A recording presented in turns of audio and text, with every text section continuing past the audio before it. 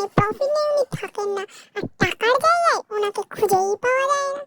যেখানে টাকা উনি পাবেন সেখানে উনি সোজা কথায় উনি টাকা ছাড়া কিছুই চেনেন না। এগো বাবা আসছি, চাটা হবে, চাটা কি হতে সময় দেবে না? ইনি হলেন পাড়ার আয়শা কাকিমা।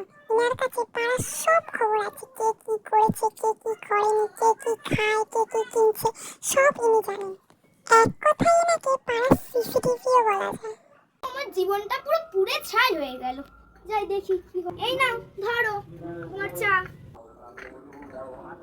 তোমাকে যে বলি চায়ে একটু চিনিটা কম দিতে, চিনির দাম জানো 40 টাকা কেজি। তোমরাই বা কি করে জানবে? তোমাদের তো দিতে হয় না, দিতে তো হয় আমার। চামচে চিনি দিয়েছি, তোমার তবুও চিনি কম বেশি লাগছে। তোমার যদি বেশি লাগে আমি কি করব?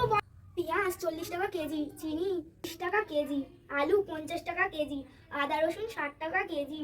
খালি বিরিয়ানি খাবে, দাম তো জানে না, খালি বিরিয়ানি খায় বেকার। এর থেকে বিরিয়ানি খাওয়া বন্ধ। কি গো, কাজের লোকটা যে এখনো এলো না? কত কাজ পড়ে আছে, রোজ এরকম দেরি করে। আমি কি একা পারবো বলো? এবার থেকে কাজের লোক আসা বন্ধ। পুজোর কেনাকাটা করতে অনেক টাকা খরচ হয়ে গেছে, কাজের লোক আর আসবে না, না হলে আমি পুরো ফকির হয়ে যাব। এই কিপটে লোকটা যে কি যে হবে, সব দিকে গিয়ে কিপটামু, দোকানে কিপটামু, ঘরে কিপটামু, বাইরে তো দেখো না কাজের লোকটারও ছাড়িয়ে দিলে। ও কুরকুরি কোথায়? কুরকুরে কুরকুরে তো এখন ঘুমাচ্ছে। এখনো ঘুমাচ্ছে? নিশ্চয়ই পাখা চলছে, সারা রাত পাখা চলে। দিয়ে পাখাটা অফ করে দি।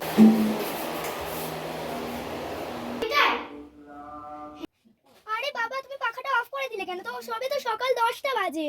বেশি খরচ করা যাবে না, যদি বেশি খরচ করো পূজার টাকাই দেব না জামা কেনার জন্য।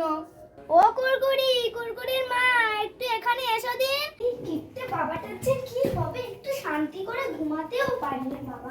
মেয়ের মতো কেন ডাকছে আবার দেখি। এবারে কি পূজার জামা কাপড় জুটবে না? তোমার দ্বারাই কি হবে বাবা?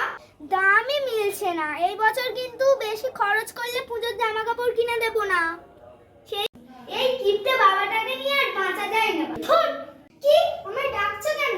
ঠিক করে কি রান্নাটাও করতে দেবে না নাকি? খাতাটা দেখো একবার।